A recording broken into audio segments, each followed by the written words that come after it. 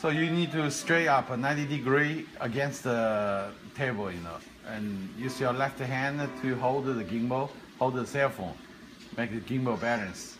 Okay, let's start right now. You can see. Okay, now the gimbal works okay.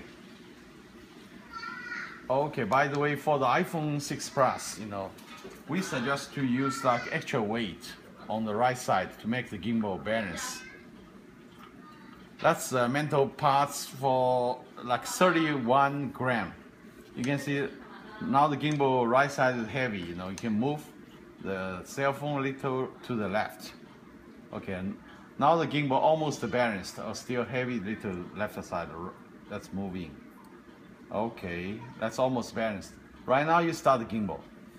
Okay, straight up, 90 degree against the table. Okay, you can see the gimbal right now go like this status. We can use the left hand to help the gimbal.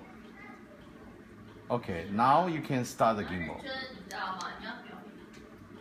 Okay, now the gimbal works great. You can go up, go down, left. Go left, and you need to be careful about the angle, you know. You don't touch the model to the model, okay? So that's a 45 degree. This model don't touch to the phone. Okay, so right now the gimbal works great. You can see now that's the wrong operating. You couldn't use the gimbal like this to start the system. Okay, let's go starting. Okay, right now you start the gimbal will be a lot of vibrating.